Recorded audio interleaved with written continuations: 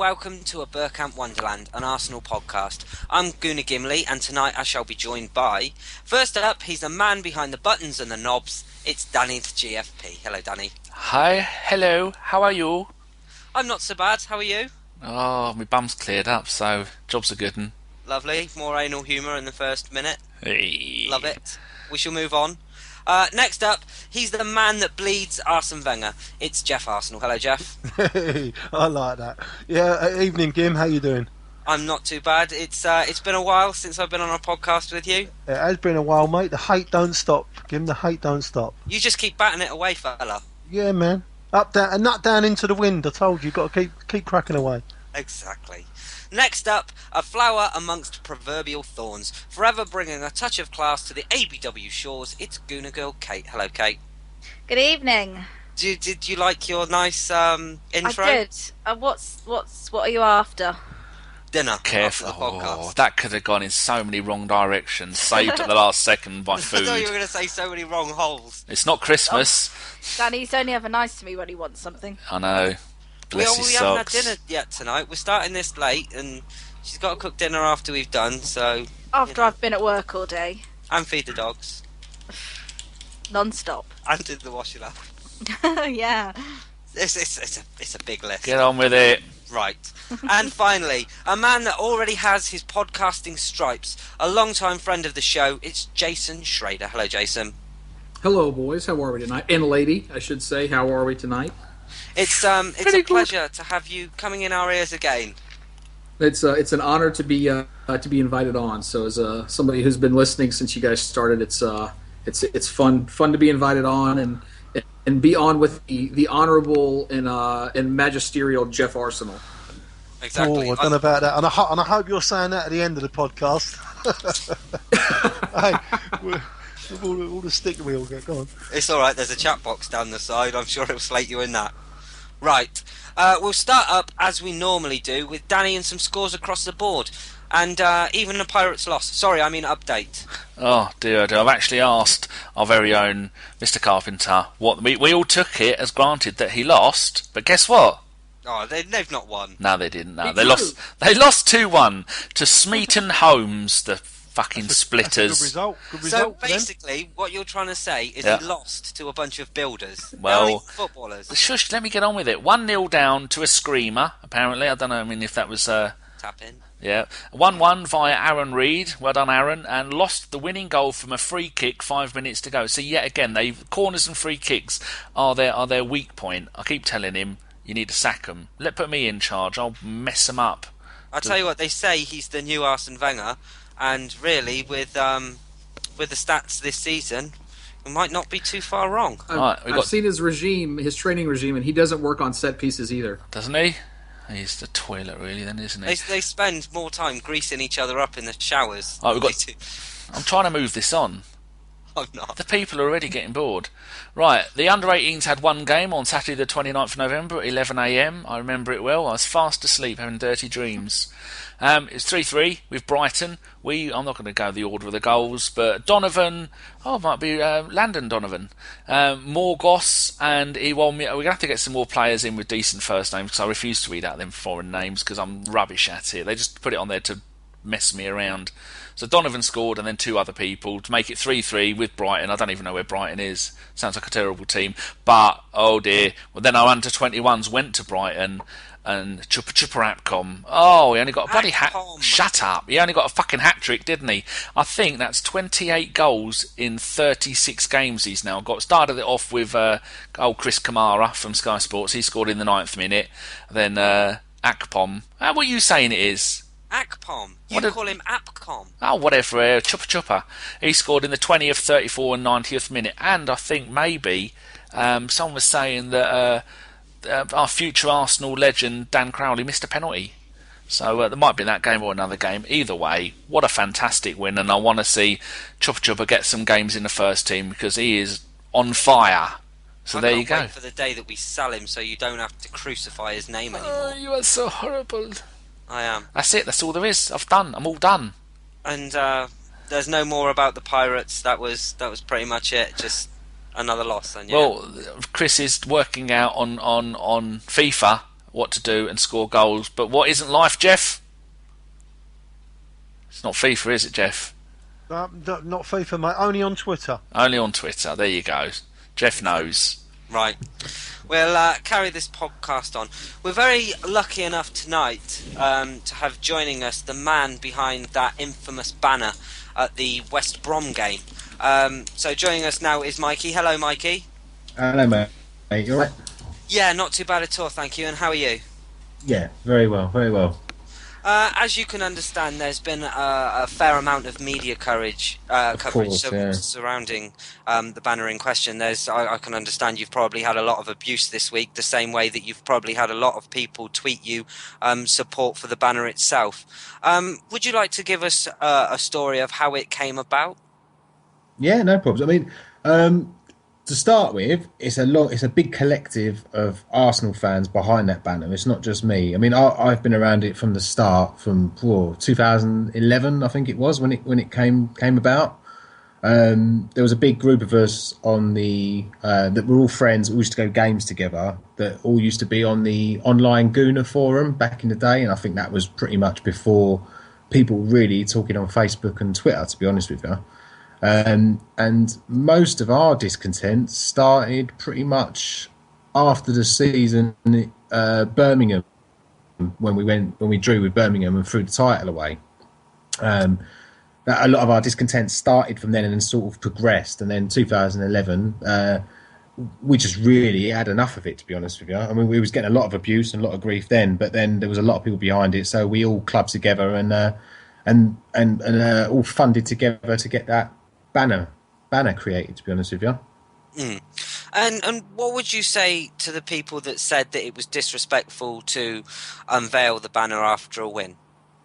I think the wording of the banner, we did that purposely, so it wasn't rude, it wasn't abusive or anything like that. If you notice, when the banners come out in the past, we've rarely pulled the banner out after a big loss or when the crowd is already really turning on the manager and the team. So we've pulled it out after a win, or just to show that we're not fickle, really. And the 3 wins doesn't really change anything. No, I mean, when you brought the banner into the ground, what was the initial message of it? Who were you hoping for the message to get to of the banner? Really, I think, as you know, online, there's a lot of people that are anti-Wenger and they want Wenger out and everything else, and you get a lot of it online, just as you do people that like Wenger still. We just wanted to send a message out, obviously, that we're not happy, purposely, because of what Ivan Gazidis said in one of his press conferences once. Then he said the manager isn't accountable to the board. The only people that he's accountable are to the fans.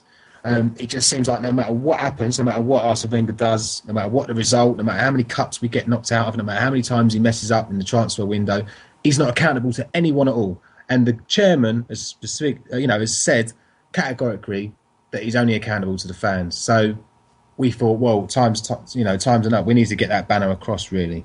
And that's the main purpose of showing it. We know it's not the done thing, and it can create negativity, but we don't really think it's that abusive. No.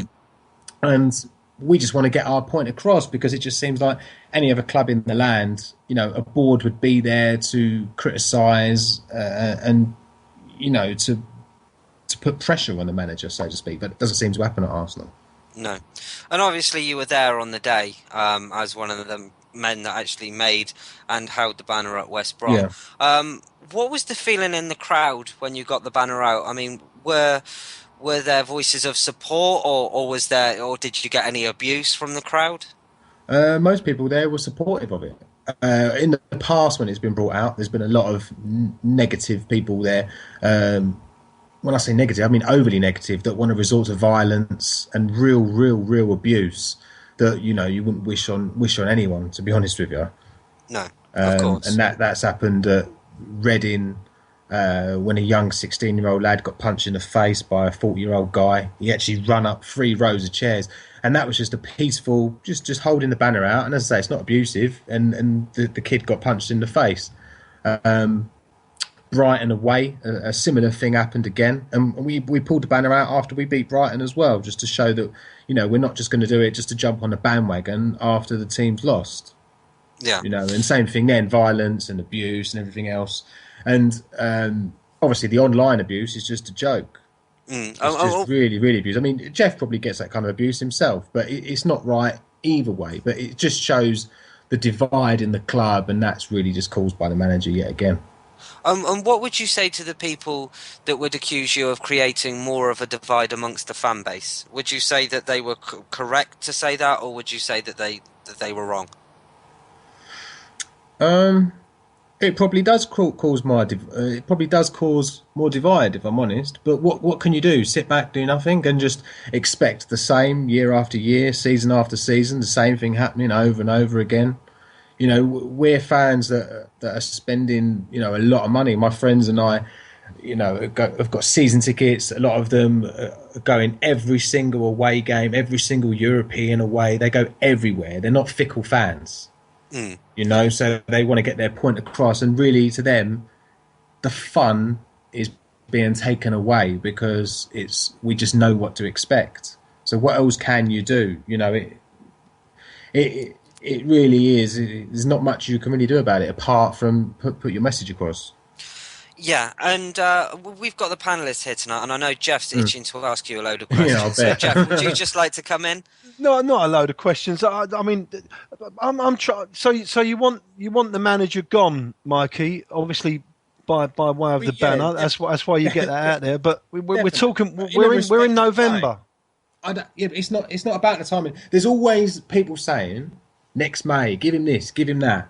I'll give him this chance. I'll give him that chance. I've heard it on this podcast myself with you guys. Oh, I'm going to give him till then. If he don't do this, I want him out. And nothing ever changes. It's the same mistake after and after, always, over and over again, and nothing ever changes. If we was in a club where we had a board that would maybe put stipulations on his contract, or, he would be punishable by certain things and be pushed to do stuff, then maybe he wouldn't need the banner. But don't you think it's we're in November?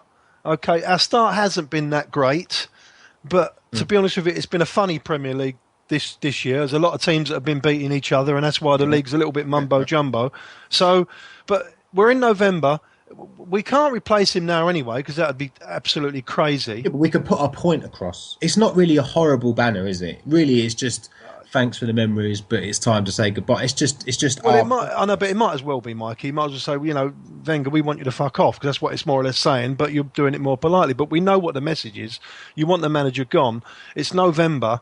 Okay, it's very difficult to find anybody to replace him in November. We're in the middle of a project, and I don't see how it's going to benefit the team, especially when they're a little bit lacking in confidence. But it has benefited the team.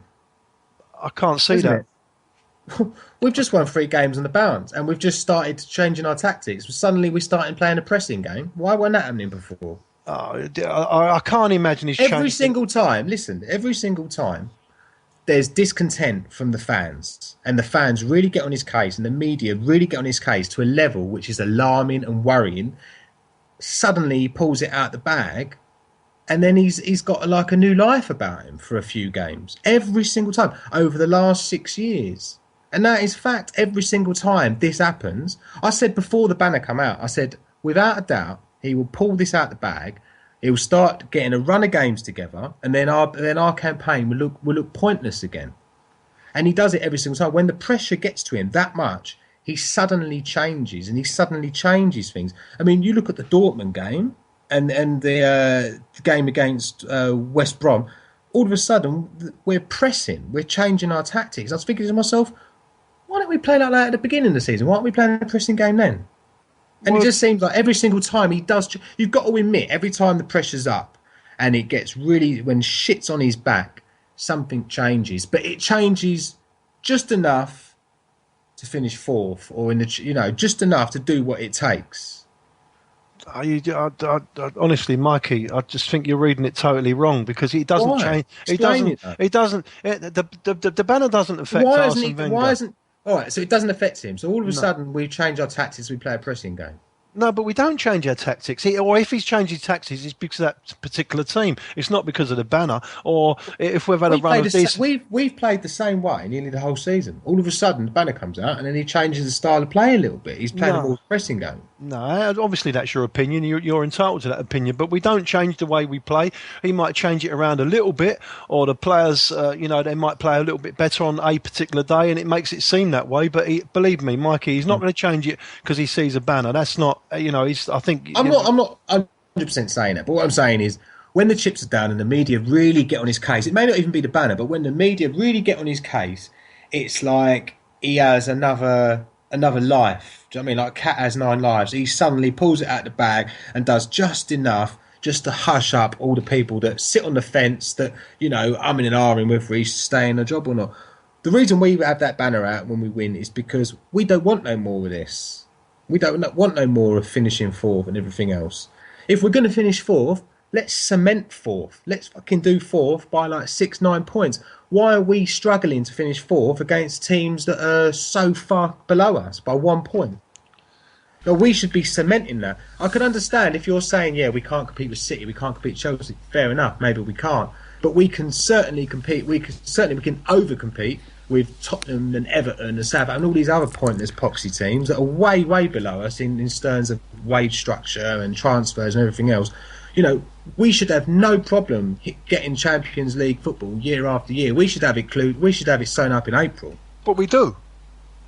No, we don't.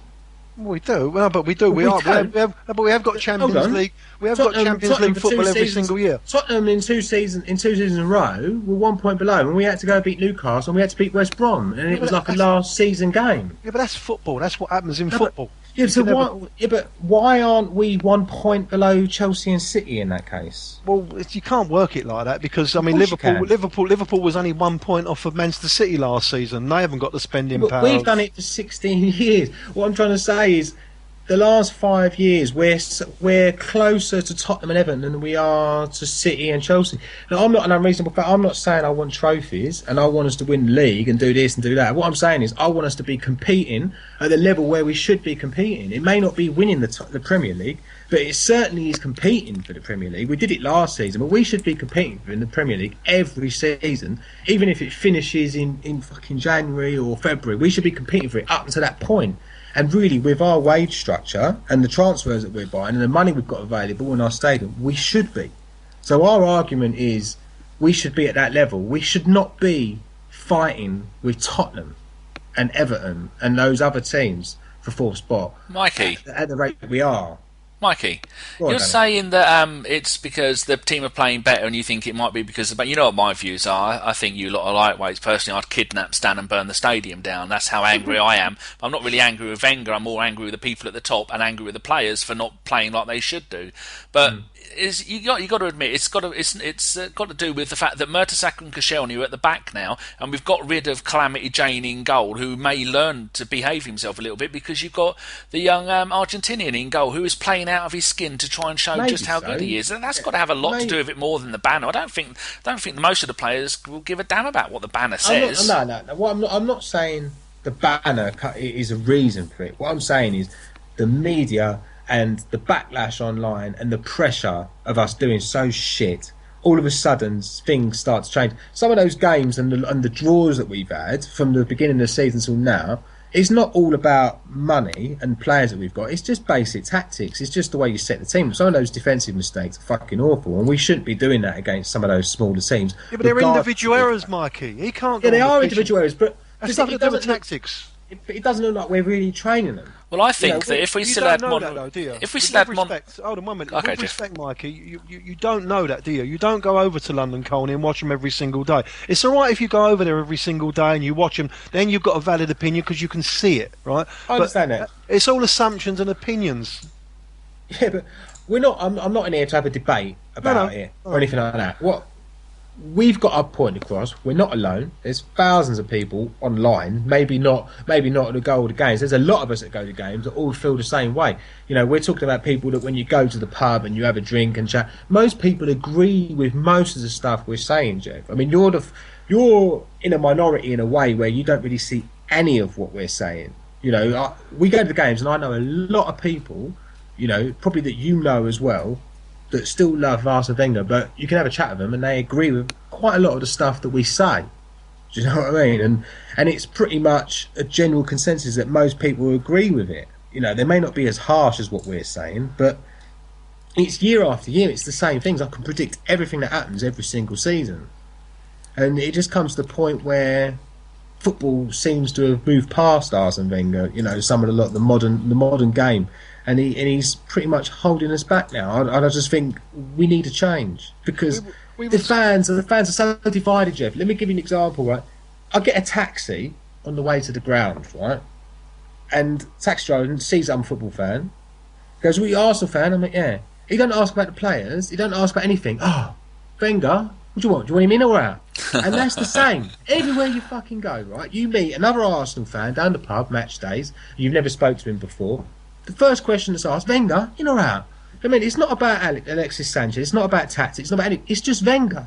And it just seems like now it's just over. It's just outgrown the club. And I don't want to be getting the train on the way home from football, chatting to other Arsenal fans, and the only thing we fucking talk about is Arsene Wenger.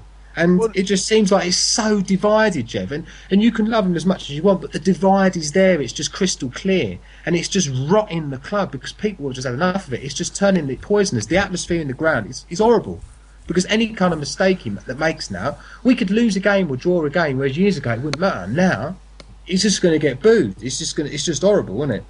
Well, I understand what you're saying, but I just don't agree with it. I mean, the reason why that cab driver asked you... Well, the reason why that cab driver asked you... How many times did people ask you, Geoff, Wenger in, Wenger out, when you meet another Arsenal fan? I'm telling the truth about that. No, this is what I'm saying. I said it the other day. I think it's swung over to more Wenger out than Wenger in. On what I see on Twitter, anyway, and it is. I've got pals that don't want him. They want him gone. I'm not talking just online, because the online stuff, I don't really make sense of that. The way I listen to it is when I'm at the game, I'm at the pub before the game, on the train on the way there, train on the way. They're the fans I listen to. I don't listen to the stuff online because most of those people were just chatting rubbish, to be honest, whether it's Wenger in or Wenger out.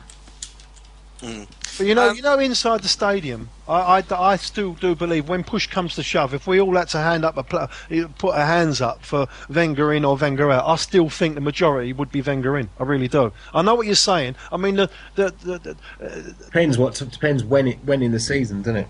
Well, of course, if we 1-0 down to Southampton or something like that, obviously they're going to. You said the other day, Geoff, that it's 75-25 Wenger out. Yeah, that was on what I see on Twitter. Are you saying they're that fickle? They've changed already. No, well, to be honest with you, Geoff, I think it during the game, before and all that, and the pubs, I'd say is I don't really speak to many people that want him in, and that's the honest truth. And I've got loads of pals, as you have when you go game every single week.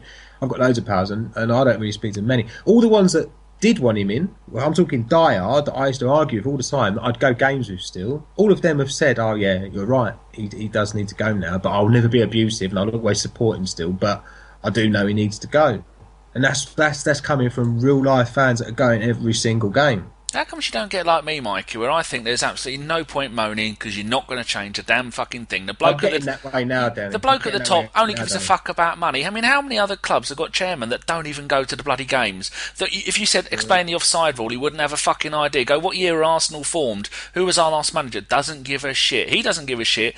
Wenger's got a 3-year contract. Wenger's never going to walk out, and as long as he's making the club money, they're not going to sack him. So that's why I don't bother moaning. I just go and watch videos of 1998 and cry myself to sleep. It makes me depressed, mate. Go on, Gim. We've got Jason with us tonight and Kate also, and I understand Jason wanted to jump in, and we'll go to Kate in a minute. Ask away. Yeah, so and Mikey, actually, I agree with almost about 99% of what you're saying. I think people were in the States at least from a football fan from a distance of Arsenal. People here, and I think, you were spot on with Wenger about how that's always the conversation. I spoke with someone from France today at work who was the first thing he asked me, "Oh, what about Arsene Wenger?" And it wasn't like because I'm French. It was, Arsenal always, it's always the same. And I think, we talk about player performances, we talk about transfers. The only consistent in the last 10 years where we've only won this one trophy and struggled to get fourth is Arsene Wenger. I think he should go in a respectful manner. I'm the Wenger out, but I think it should be respectful of the dribble that people give him.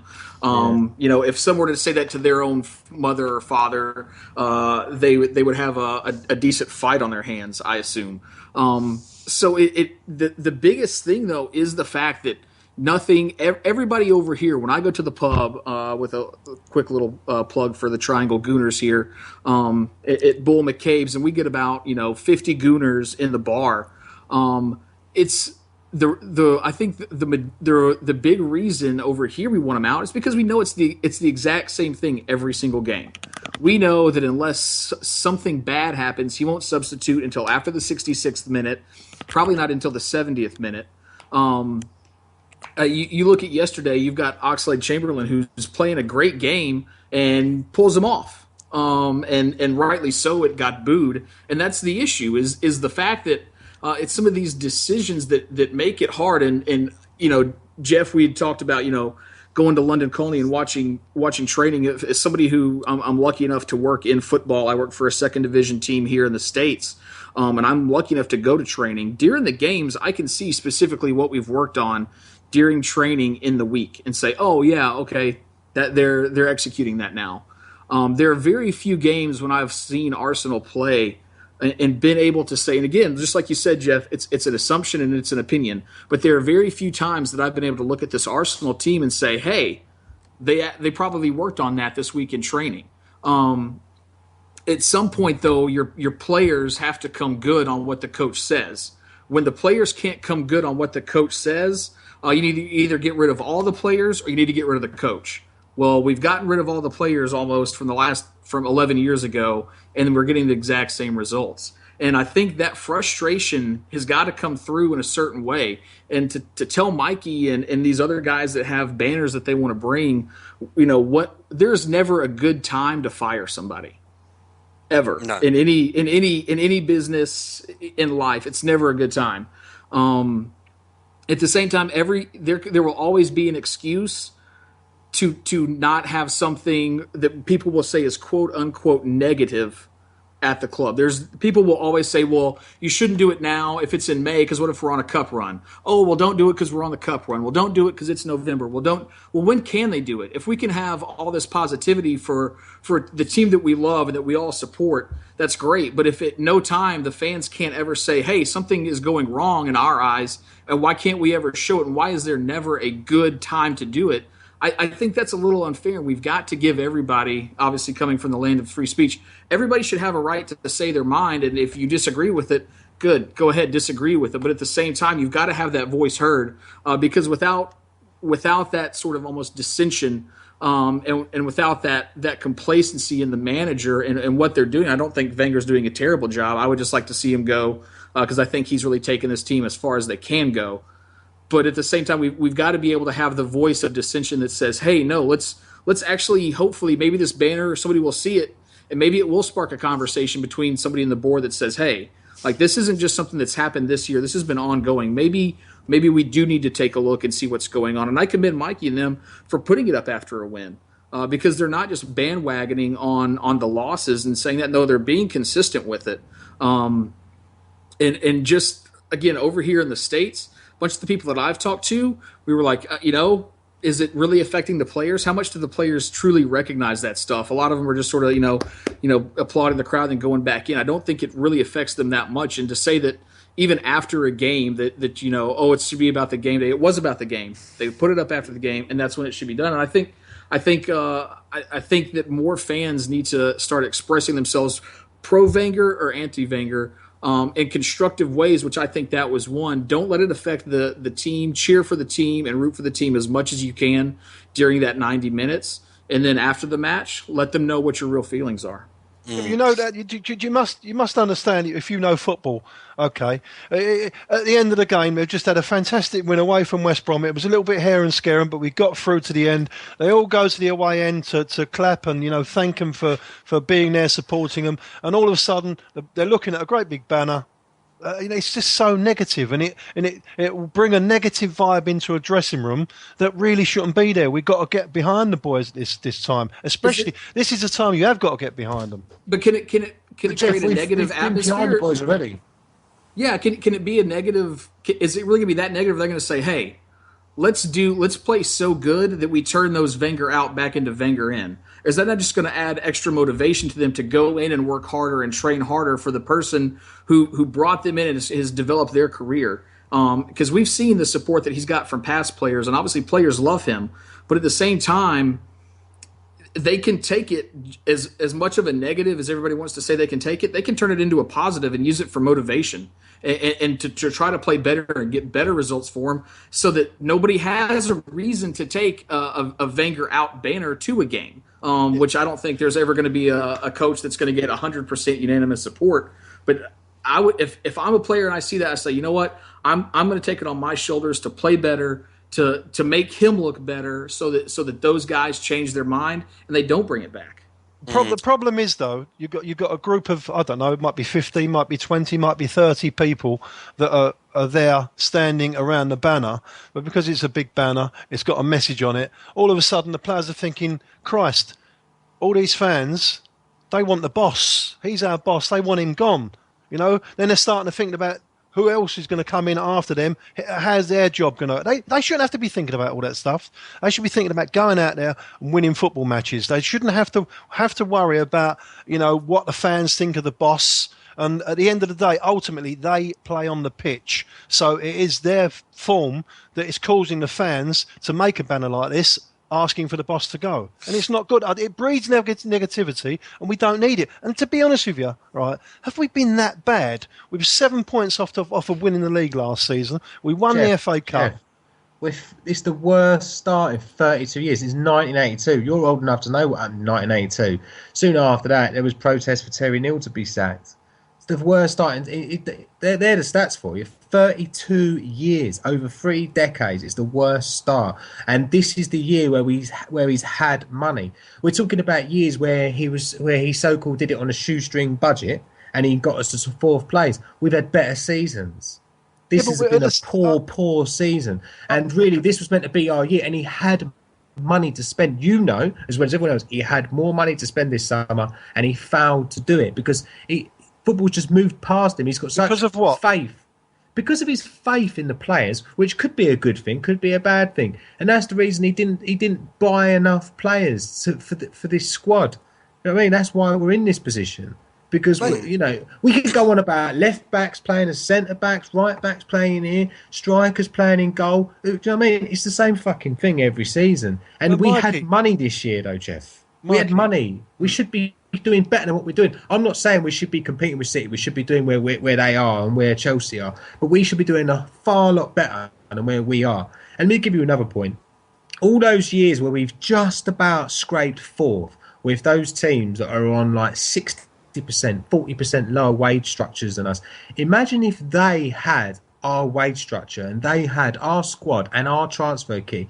Do you think Harry Redknapp and do you think all the other managers that are just about come below us would be 1 point below us? I don't think they would. Do you know what I mean? I think if they had our resources, I think we'd be fucked. And that's the honest truth. That's the worry. But people are blinded by this 4th place Champions League business. But who's he competing with for that Champions League business? This year is a bit harder because you've got Man United there that are on a high wage bill and everything else. But year after year, he's not really competing with anyone on our level financially at all in black and white. That's the point, and people are just blinded by the fact, we get Champions League year after year after year, but that pretty much is our level. We're on par, though, Mikey. That's what we are. We're about the 3rd or 4th biggest spenders for wages and transfer fees in the league, and that's so where why doesn't that reflect in the league? Why are we only 1 point below Tottenham? It's not about the 1 point, but we're only so many 1 point. Well, we're only 7 points behind Man City. They won the league. Who's achieving more here, right? When Tottenham are on 1 point below us, or they didn't go through to the Champions League because of the Champions League final with Chelsea. Who's achieving more here? A manager that's on a wage structure considerably less, way less than us, or us. Yeah, but who's achieving more to get that 4th place? Yeah, but Tottenham, okay, they're spending more than the teams below them, and generally, all the teams, you'll see it, you'll watch it. We're still spending 40% higher than them, aren't we? Well, my point is, we should be. But, yeah, but the team above us, higher. the team above us is spending like £100 million per player over 10 years, more than us. There's not a lot we can do it. I mean, Manchester United, they spend a lot more than money than us. They finished below us last season. I'll give Arsene Wenger credit. At the end of the day, he's a good manager 70% of the time. But when it comes to that 30%, what he actually could do easily, he won't do it. And he does it year after year after year. I honestly think that we could win the league if only he would stop being so stubborn. But the fact that he won't stop, what choice have we got? At the end of the day, he won't ever change. In the January, he could have bought a striker for 10, 20 million. He could have gone out there and put a better scouting network out there. What, Deadwood? More Deadwood you want on the firm? But Geoff, just someone who can score a few goals, Geoff. I mean, well, everybody wants them, Mikey. Same thing as 2007, 2008, when we were 9 points clear. We could have won the league that year, come like February, March, and we had injuries. He could have gone out and got an Elka. He could have got someone. Do you know what I mean? Just to get us that. Maybe they could have just won us 1 or 2 games, or we could have won the league. But he just won't push that little bit extra. And to be fair, no other manager could probably do what he does 70% of the time, and I give him credit for that. But the fact that he makes these mistakes year after year for nearly 10 years now, there's no sign of any change. So in a way, I'm giving him credit. I'm agreeing with you in some ways, but you won't ever see my point. The fact that he won't do what it takes. This summer was a fucking disaster. Why didn't he buy a defender? Why did he buy Ozil last summer? We needed a striker. It's just. He had the money there. Everyone said he tried to get a striker last year, Mikey. He tried to buy Suarez. Yeah, but before Suarez, there was Jovetic, Higuain, and Higuain. He was never in for Jovetic, but Higuain I was in for, yeah. But once he switches to Suarez, then and that got jumped at the last minute. We couldn't do nothing. But, we are. I've had this. I'm repeating myself on previous podcasts, but we're not that club. I don't get it. I just don't understand it. If we've got money there, then why not buy a defender this summer? Why not buy a defensive midfielder? We had the money there. Because there wasn't one available that he wanted. That's why. He doesn't want to spend £10 million on a... There's not one there that he wanted, granted, yeah. But when you look at what we've actually got, there's a lot of people that could have done a job. The army that went to Hull, he could have done a better job than what we've got at the moment to bring on as a sub, and the same with many players. It's not an excuse to say there's no one good enough available, and that just shows his scouting network is shit. But Jeff, if he can't find someone in world football that could do a job, that could come on and be a better centre-back than a left-back, or a better left-back than a centre-back, do you know what I mean? Or a better right-back than whatever he's mixing around. It just don't make sense. We're a big, massive club. We've got a lot of money. We could have done something better in the summer, and that's why we're in this position. We have not got a lot of money.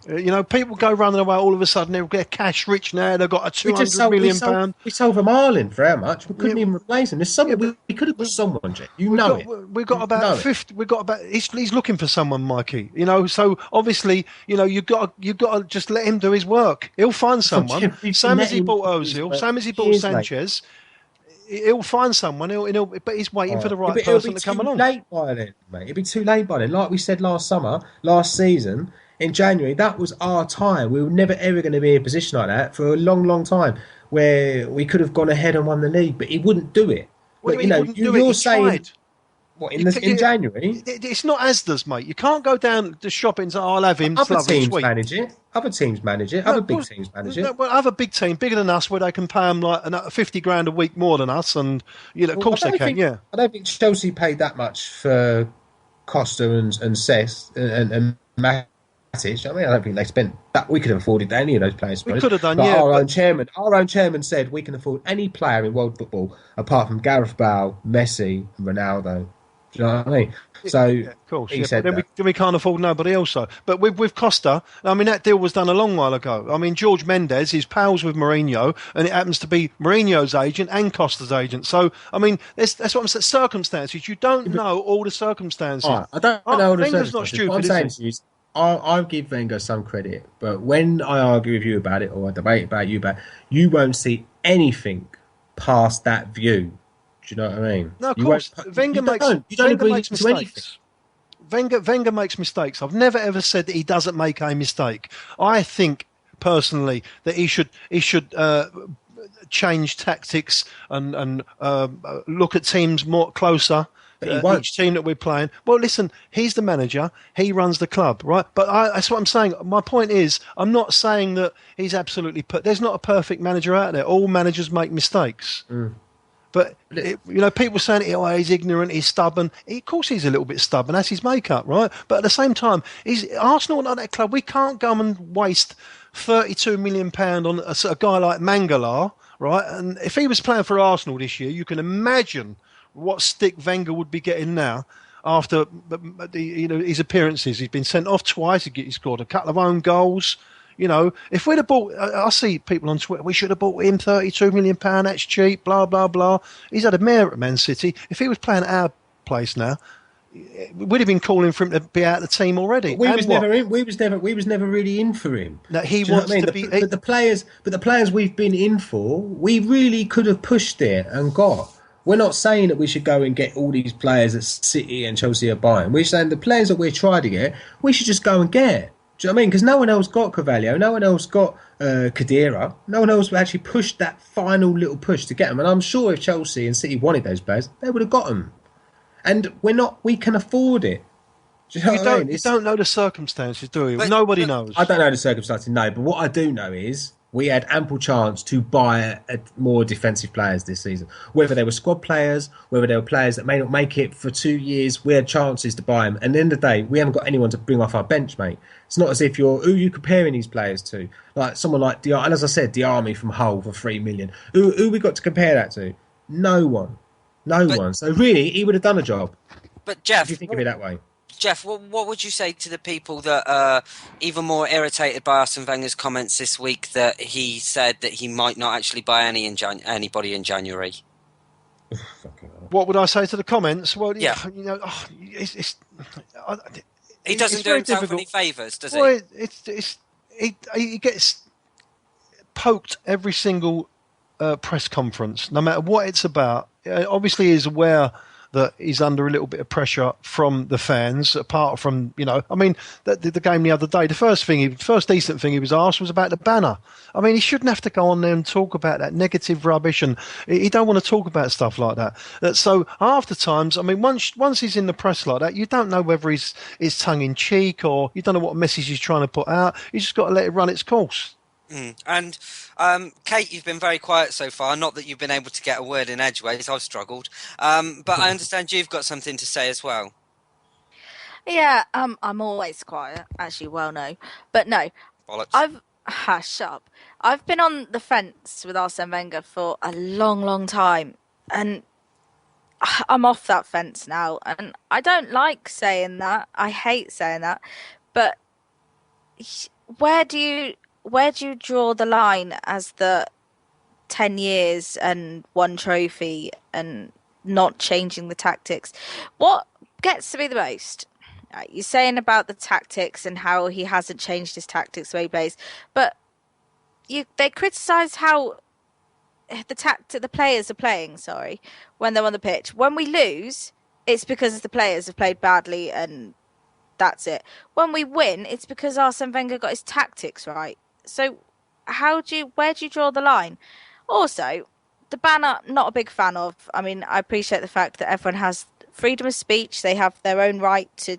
We have pro-Wenger banners, so why can't you have the anti-Wenger banners? I mean, I personally not a big fan, but Mikey, I understand you've got every right to express your opinions. Do you think, I mean, I saw the comments with Arsene Wenger got asked the question. Do you think it affected him in any way, Mikey? Yeah, I think it did. I think it seriously did. I think when he saw that there was fans there unhappy, I think it definitely affected him because I think he's in a bubble that he thinks that he's just, everybody loves him and everything's fine and rosy because he's, as I said earlier, that he's not accountable to anyone. No matter what the result, no matter what happens, I don't feel that he's accountable to anyone. Really, the only people that are really going to be accountable to him are the fans. And the only times I've ever seen him shaken up and upset is when the fans have really kicked off. And every single time that's happened, we've gone on an unbeaten run. it happened when Villa beat us, and it's happened at other times in the last sort of like 5-6 years when fans have booed and gone absolutely apeshit over results. But yeah, I think it definitely got to him. But really, I know it sounds harsh and sounds not nice, but that was our purpose, because we've got no trust in the club to ever do anything. It's really a catch-22. What do? Sit back, do nothing, let the club do nothing, or do we stop moaning online like most people say to us? Oh, why don't you stop fucking moaning and actually do something about it? Which what we got told all the time. So we actually did try and do something about it. But yeah, it wasn't nice to see him like that. But at the same, he's really caused it for himself, because we don't understand why he won't change, why he won't do what it takes. And Mikey, the final question now, because we'll start to wrap this up. Where do you go from here in regards to the banner? Do you take it to more games? Do you get it out for wins, losses, draws, etc.? What's really the plans for the future? It's hard to say, really. I mean, there's a lot of people. I mean, even now, I'm getting so many people saying, yeah, can we use the banner? Can we have the banner and everything else? And obviously, it's been shown a few times, but really, you've got to be pretty brave to hold that banner, because some of the abuse we've had in the past has just been unreal. You're talking violence and all sorts. So it's about timing, really. We've got it out now. Maybe we'll leave it a little while and see how the results go, etc. But we're not happy. Win, lose or draw. We don't care if we keep winning games now. What about if we win the Champions League, Mike? Are you still going to bring it out? We're not going to win, Geoff. We're not going to win Champions League. I know, but if we did. But we're not going to. It's just ridiculous, mate. I've asked you a question, Mikey. Answer the question. It's simple. If we win the Champions League, will you display that banner in the Champions League final after running round the league with a cup? Of course not. But now you've got to answer my question. What would it take for you to agree that Arsene Wenger has to go? When will you finally say, let's get it out in the open, enough is enough, our club is not moving forward? When I believe, right, when I think that he really has taken Arsenal as far as he could take them, then I'll tell you. But I don't see that at the moment. I think given the circumstances, So you honestly think we're competing as we should be as a club, with our finances, with our stadium? We are competing exactly as we should be. There's no one else who could actually push us any forward than he can. It's the fact that we're on par at the moment. In fact, we did better last year because we won the FA Cup. But I'll tell you what's going to happen. I mean, I'm asking, are we competing as we should be, with our finances, with our squad, with our stadium? Are we as we should be with our current manager? Yes or no? No, we should be doing. We should with the players that we've got, the staff that we've got. We should be playing better, and we should be getting better results. Yes, but come the end of the season, I think that we are going to be third or fourth, and the reason that is because it's just par. We are not at that stage where we've got those players that are going to take us to that next level. The only way we're going to do that is if we build like we did in the old days when we was competing with Liverpool. We overturned them. We competed with Man United, who was more richer than us, and they was giving big money for players and bigger. We've got to build a team. I know we said it for years, Geoff. We've built it for years. Yeah, but we haven't really had the money. There's been so many projects now. I've run out of projects. I don't know. I don't understand what project we're on. I don't know. Yeah, but we haven't had the money, though, Mikey. Now we have got. Now we have. Yeah. So now we've got the money. Yeah. Now we've got the player. We can go get the players we want. So how comes we're doing the worst in 32 years? Now we've got the money. Because we're 2 years into this new project where we're a little bit. So now what I'm saying is we're only 2 years into having money rather than. Well, it's true. When we didn't have money, we was actually competing better than when we've got money. No, not necessarily. What we did was before, the references I gave you with regard to when we overturned Liverpool and Manchester United, we built a team. To build that team is you mustn't let your best players go. Unfortunately, over the last 4 or 5 years... But we haven't sold any good players for a while. Over the last 4 or 5 years, our best players had been picked off before. Last season we had a title campaign. Yeah. We had money. We had some world-class players in the team. This season, all we had to do was spend, let's just call it minimal money compared to what City and Chelsea and United have to spend. Definitely minimal money. And again, that's props to Arsene Wenger if we're in that position, but he refused to do it. So now we've declined. we're not as we were last season. So now we've gone backwards again. So No, we haven't. where's the project? November. We have gone backwards, Geoff. November, we're sixth, we're 2 points off a fourth. How many points are we different from this stage to what we were last? Yeah, but we finished fourth and we're 2 points off a fourth at the moment. No point. We've gone backwards. Yeah, but Geoff, we're 2 points off a fourth in a shit league apart from the first two teams. No, it's more competitive. We have gone way, Geoff, we've gone way backwards. How come Southampton, West Ham are above us? They've played well. They've got decent sides this year. They've got stronger. So we've declined then. We've gone backwards. It's November, Mikey. You know, you don't win no trophies in November. You can't come in the top four in November. It doesn't mean any difference. By May, we would have scraped fourth by 1 or 2 points, and it'd be exactly the same. And probably the teams behind us would probably be Southampton and Tottenham. Yeah, but what do you expect more? You can't win the league in November, but you can lose the league in November, Geoff. I just need to say something. Last season, after 14 games, we had 21 points. Exactly. This season, after 14 games, we've got 23 points. As much as I agree with you, Mikey, we're 2 points better off at the same stage this season we were last. Well, there you go. But I do agree with your point, Mikey. I feel bad having to say it, but I've got to give both sides. It's just that the other teams are stronger this year, and they're beating each other. It's a funny old league. Man City have been beat a couple of times already. You know, Chelsea are running away with it because they have got a strong team. It's just one of them things. You know, they need to get beat a couple of times and draw it all together again. But you know, this is what happens. But we was a little bit closer last year than we was the year before, for sure. Okay, we're building a team. We need to build a team. As long as we don't lose our best players and we bring in quality players. I mean, who would have thought we'd seen Sanchez and Ozil playing for Arsenal 3 years ago? I didn't think we would. But... It's amazing. I mean, you know, that's why if we keep our best players, and I'll tell you another thing about this year. Geoff, I was looking at the wrong season. Sorry, Mikey was right. Last season we had 34 points. I think we are short. Last season we had 30. It's the season before that we had 21. Last season we had 34. Now we got 11 less. Sorry, Mikey, you were right. Points less.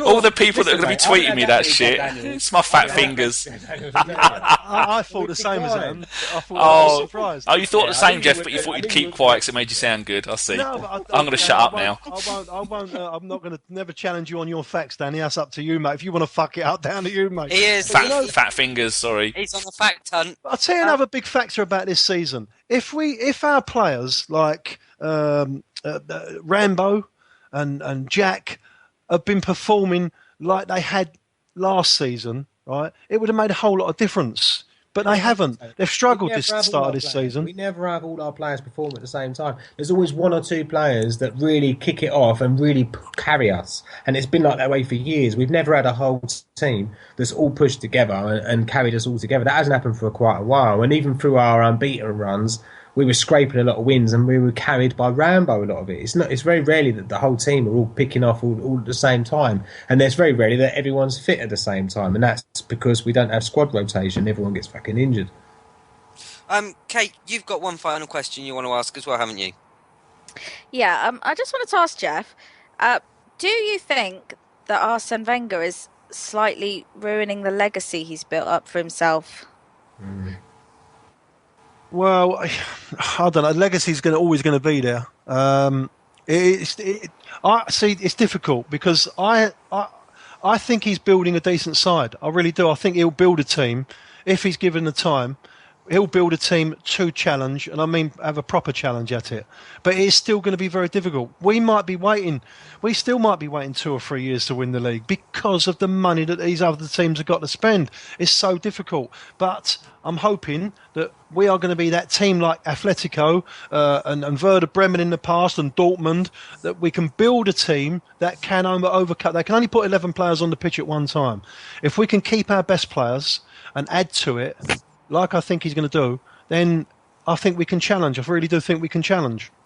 Right. Thank you very much, Geoff. And Mikey, thank you so much for joining us tonight. It's no problem. It's been an eye-opener, and you know there were many people that would have written you off and called you all the swear words under the sun. But I think you've put up a good account of yourself now, and I think people will, there will be people out there change their opinions and actually do agree with some of the reasons. Maybe not the banner itself, but some of the reasons why you felt you had to put the banner up. So thank you very much for joining us. Cheers, Mikey. Well done, Thank you. Mikey. Very respectful, mate. Well done, sir. Cheers, Geoff. Lovely. Thanks a lot. God bless. All right, thank you. Thank you. Right then, with that done, we can actually go back to the game itself. Sorry the podcast is in a bit of a wonky order this evening, but we are down to times and whatnot. So our first game under discussion tonight is that 1-0 away win to West Brom. Going into the game, we were on our worst points at this point in the season for 32 years. So, Geoff, let's get your take on the game itself, please. Well, I think we controlled most of the game, didn't we? For the same again, what Arsenal do. We contained teams and that. I mean, we got the goal. I thought we was going to really push on. We should have, to be honest, we should be turning over teams like West Brom a little bit easier than what we did. But it is difficult. You go to these teams, they're playing the Arsenal, they get worked up for it. They give a little bit, a 10% extra. At the end of the day, we got the win. It was a little bit harem-scarum the last 5-10 minutes. We got a little bit bottly, I'd say, but we got through the game, and that's the main thing. That's the main thing about it.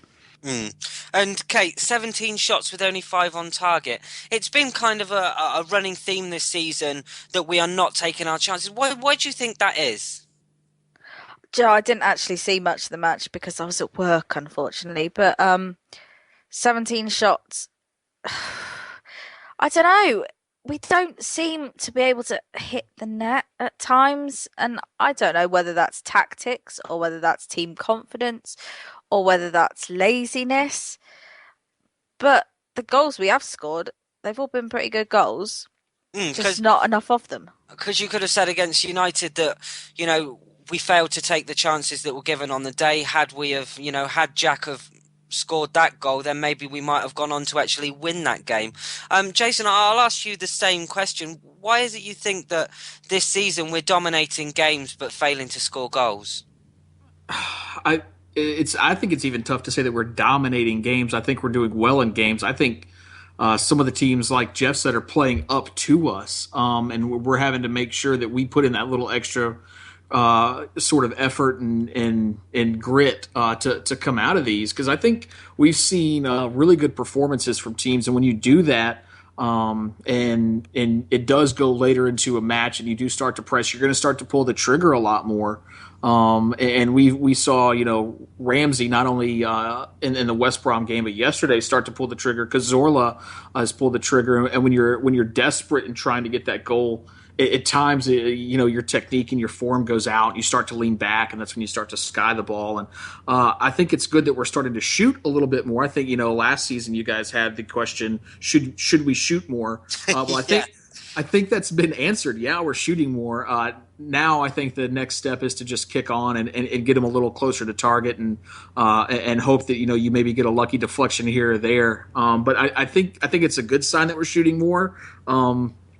Maybe, I think a lot of that's down on individual players, and they just got to stay that extra 10, 15 minutes after training and make sure that when they're the most tired during the week, they can start put a couple of shots in, keep their technique on those shots, and you'll see that transformed or sort of throughout the game as well as they start to get tired, because we've had to expend a lot of energy in the last couple of games to get these points. And it is refreshing to see us shoot more. I mean, in times, the Arsenal team has been accused of trying to pass the ball in the net. I would say accused, even been crucified of it. Geoff, do you think it's a refreshing sight to see that we are taking shots from outside the area? Yeah, definitely. Wenger does like to make sure that the players are in the correct position to get a clear shot on goal, and that's why they pass it side to side a lot. They're just worried about the blocks and a break and everything like that. But it's great, especially when I've been a little bit disappointed in Santi. Sometimes they're clear shots, but he hasn't really struck them properly. But you've got to take shots on goal, haven't you? You never know. They might deflections and stuff like that. Anything can happen. And Danny, after the game, Arsene Wenger described Danny Welbeck as outstanding. obviously you saw his leap against West Brom for the actual powerful header that was the winning goal. I mean, it was a phenomenal leap. He's really coming into his own, isn't he? Up like the proverbial salmon. It was a delight to see. That boy is running his arse off game in, game out, and unlike most forward players, he doesn't give a damn about whether he's scoring goals like most strikers, or not a striker is he, he's a forward player. If they don't score goals, they start to play shit. Seems the more he doesn't score, the more harder he keeps trying, whether you play him out wide, play him in the middle, play him out right, playing behind. He covers everywhere. You see the heat map. A lot of his position was at left back and at right wing. This is when he was meant to have started on the left hand side. He's just absolutely brilliant, and just him and Sanchez have just got so much energy and passion for the game. I think that is. I said a few podcasts ago. Will the rest of the team go down to? Will the rest of the team drag Sanchez and Welbeck down to their level of apathy, or will those two drag the team up? And it looks like with Koscielny coming back, with Walcott and Giroud coming back, they're all going up to Sanchez's and Welbeck's level, and it's a joy to see. And Jason, Giroud making the start 11, what does he give us now that he's back? Well, if you have listened or seen my Twitter, I'm a huge Giroud fan, so very happy to see him back. He provides something that I don't think Welbeck does. Welbeck is tall and big, but he's not really that physical striker up front to really manhandle opponents and really with his back to goal sort of block a defender out and receive the ball at his feet. And Giroud brings that to us, and I think we saw that, and it's refreshing to see now the fact that we've seen Sanchez, Welbeck, and Giroud on the field at the same time. But to see the different types of styles that we can play with now that we haven't had for a long time, that we've been really stuck to sort of one style or one method. I really think that he brings just that extra layer of physicality that we're going to need against some of these teams, especially Stoke coming up. We know how kicky they like to become. And having someone big up front who can really sort of not necessarily kick back, but just impose sort of his upper body and his frame on them is going to be huge in the hold up of play and link up of play and getting those midfield runners involved in the game or moving the ball side to side. And Kate, a lot has been accused of winning ugly. Would you say we're looking at this result, not that West Brom haven't scored in over 300 minutes of football, or that we should be putting these teams to bed, that Arsenal are winning ugly? We should be putting the teams to bed. I agree with Mikey. We should be beating the teams that are considered lower than us, I guess. But I said it on the Matt Lucas podcast that we've tried to play beautiful football for so long and it isn't getting us the results we need. So win ugly like other teams do. I don't see a problem with that. And no. I'm quite glad we're doing it. None at all. Exactly. I mean, is there anything else that anybody wanting to add to the West Brom game in general? Anything that you saw? I mean, I've got something here in my notes that the Ox actually had a brief nap for the first half of the game. You might have seen pictures of him asleep on the bench rocking around Twitter, but I thought that was quite amusing. But anything else anybody wanted to add before we move on to last night's game? I think he was coming out in sympathy for me because I saw the game was on early and thought, fuck it, I'm not getting up, so I slept through it. No, he was trying to hide from Carpenter so he wasn't picked up from the Pirates' first 11. If I close my eyes, he won't see me. Lovely stuff. Right, we'll move on then. And the next match we've got is last night's 1-0 win over Southampton at home. So for his thoughts, we'll go straight to Jason on this one. Yeah, I think overall we didn't necessarily play as terrible as people thought we did. I think Southampton played a really good game and we came out on top. And thank God for Alexis Sanchez and Ramsey finding a great ball because Ramsey was getting slated earlier in the match and people were saying he's giving the ball away. And I think, you can see that he's trying to do the things he did last year, but he's forcing them now as opposed to letting the game come to him. And good to see him sort of get on the back on the assist sheet. And obviously Sanchez, his, I don't think his impact will truly be felt until later in the season when he still brings that energy and that sort of get after it mentality that he always seems to have and always pops up in the right spot. And I was really happy to see Giroud come on and play well yesterday, especially after the way the Ox went off and the fans being unhappy, and Giroud come on and have such a great game and almost get us on the score sheet first if it wasn't for a great save from Forster, because I think he had an amazing game last night. I think he was probably man of the match. Absolutely, with the saves that he made there and really keeping them in that game when their defense let them down, but. I think it was a good game overall, and I think one that we can build confidence going into. And like I said, the ability to the versatility in the style of play that we have, with the paciness that we have now all over the pitch with either Ox or when Theo comes off of his groin again, or Welbeck and Sanchez, and now you've got Giroud that you can throw up there as a physical presence. I think we did. Sort of showed last night that we can play against anybody in any style, and we can start to impose ourselves. We just have to find the back of the net, and I think against lesser goalkeepers, I think we will. I hope that we play Liverpool soon, because I would love to put about 6 or 7 past old Mignolet. Oh, wouldn't that be nice? And one of the players that doesn't really get an awful lot of credit is Martinez, the standing goalkeeper. And Kate, I'll ask you this question. He's had a couple of clean sheets now, and he's looked fairly solid in goal. Do you think that Szczesny's got to be worried about his place? Yes. Don't think that Szczesny is a definite start if you look at the form that he was on before he went off injured and how Martinez is playing now. I think you can't, we all said it last season, you can't take a player out when he's on such a good run, and Martinez kept clean. We've won the matches, so I think definitely he should be worried.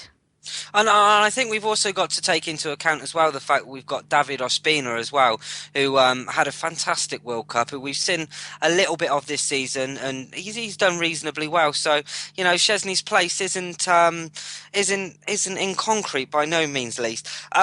Geoff, I'll come to you next. With 19 shots on goal, you'd expect a return probably better than one. How good was Foster last night exactly?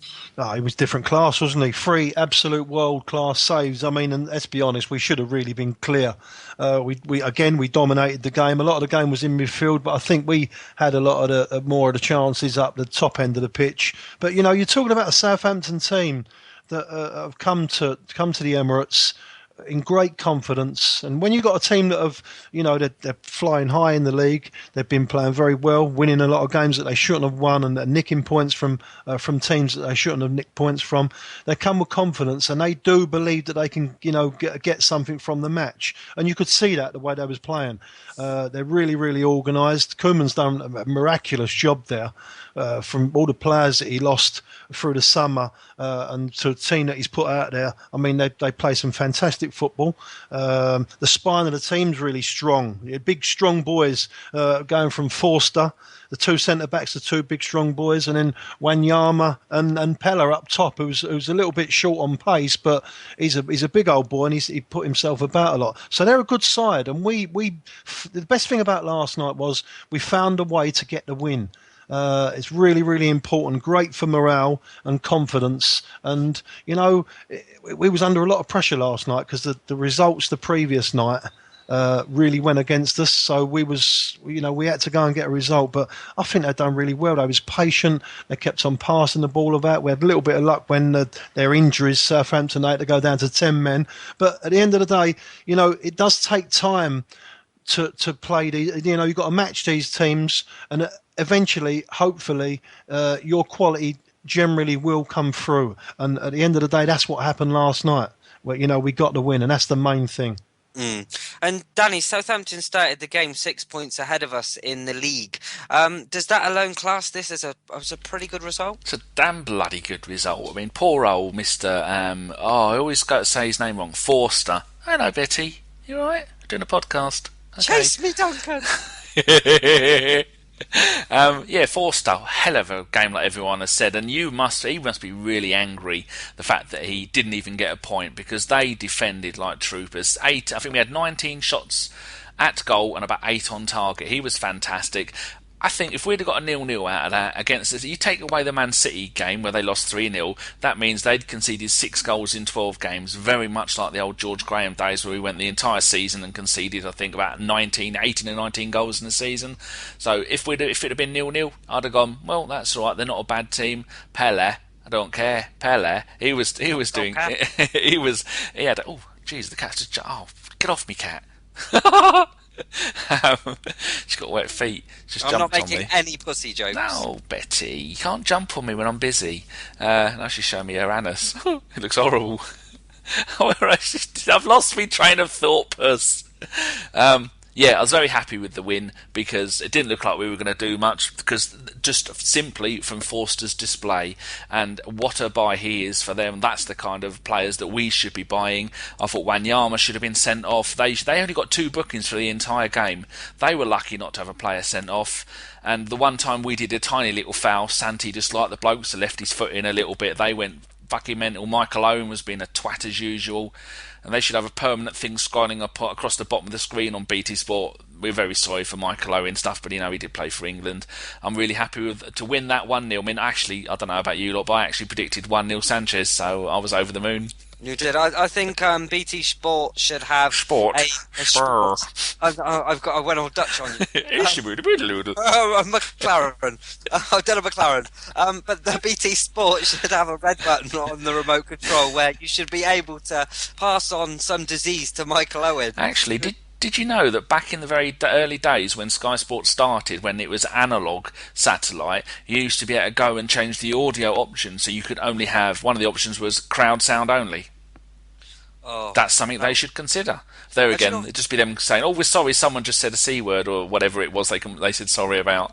I think I probably had about enough of Michael Owen after about 5 or 6 minutes last night. The guy's a complete arsehole.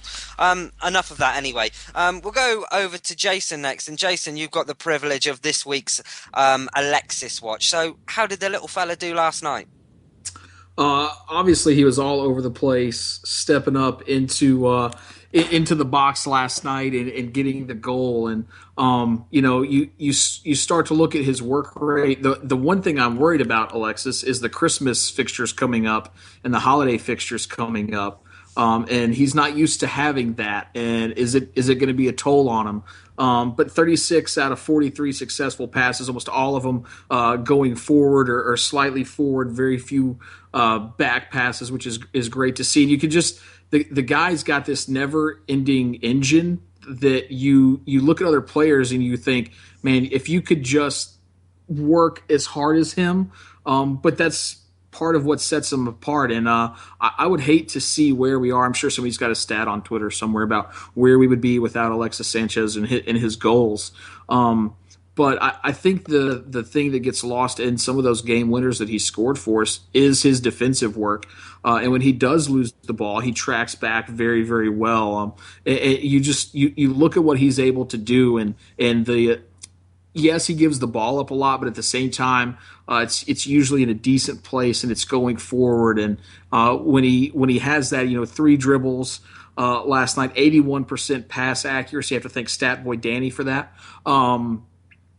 And you see how he's able to sort of weave through players and the way that he's able to break somebody down on the wing to be able to get a clean pass off or a cross into the box. And players like this don't really come around, and we really need to sort of sit back and enjoy what we're watching, because it's very rare to have a player like that. And he's probably got a backache because he's carrying us right now. And I really think that he's got I think that he can grow more. I'm looking forward to seeing him and Mesut play together a little bit more as well. And whenever we get Mesut and Theo and him on the same field, it's I'm about to cream myself just thinking about it.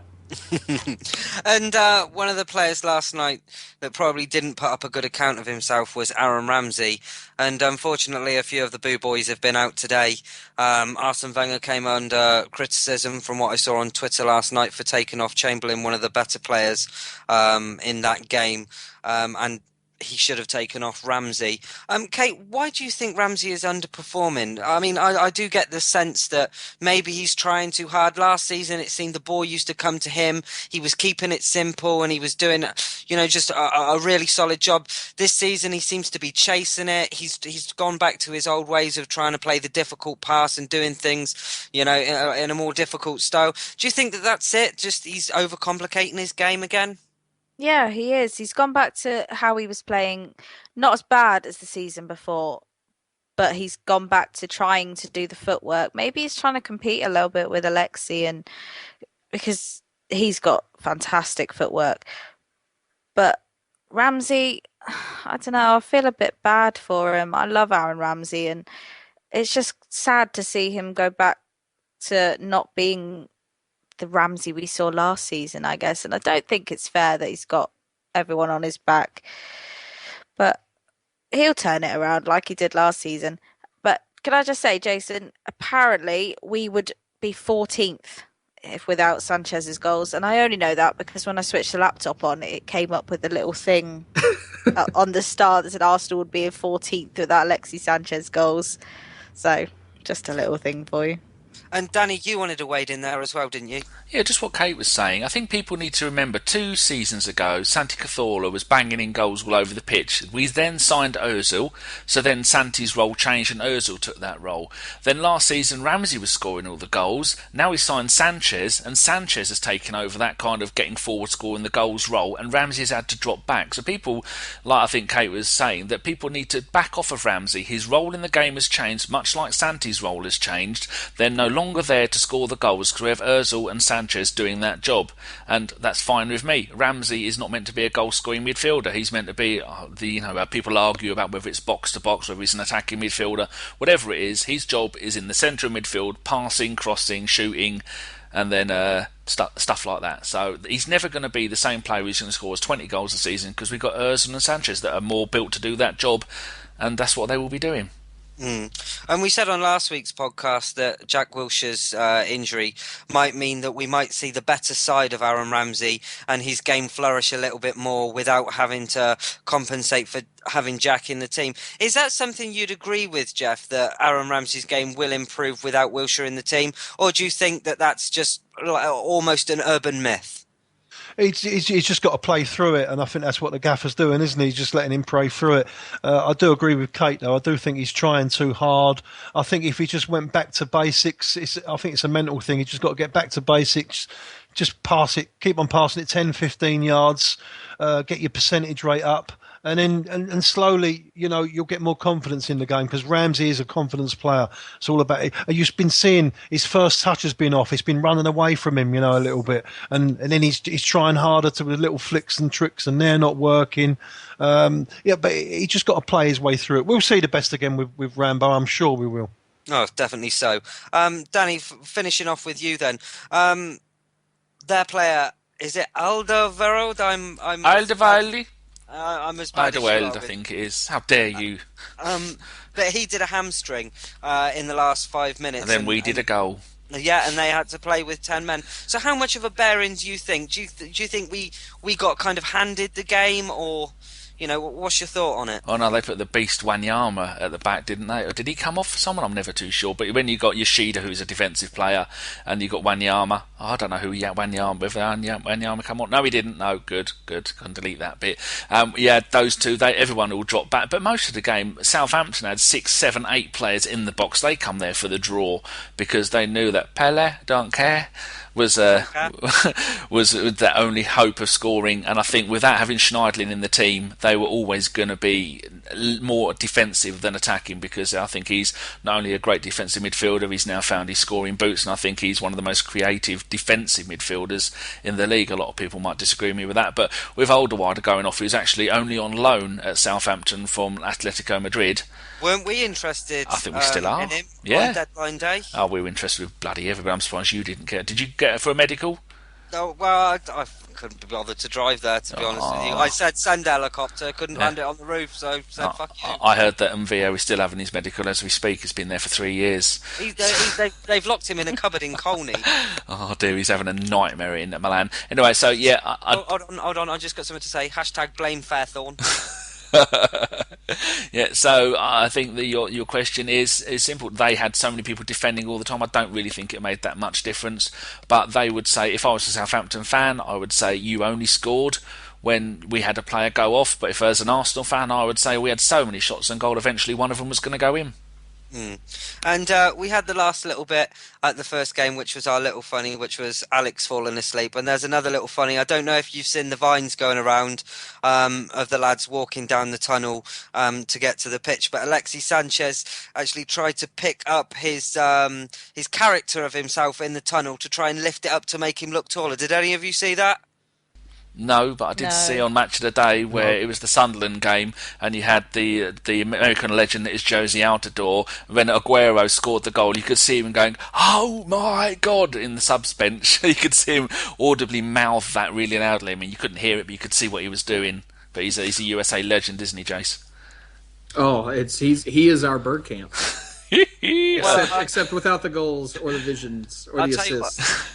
I've got the Vine on my Twitter link at the moment, so what I will do is I'll go onto the podcast account after this podcast is tweeted, and I'll show it there. It is actually quite funny. He grabs the picture of himself by the shorts and tries to lift it up so he looks taller, and he has a good old giggle about it. So it's nice to see him settle in. But is there anything else anybody wanted to say about the Southampton game? Anything anybody wanted to add?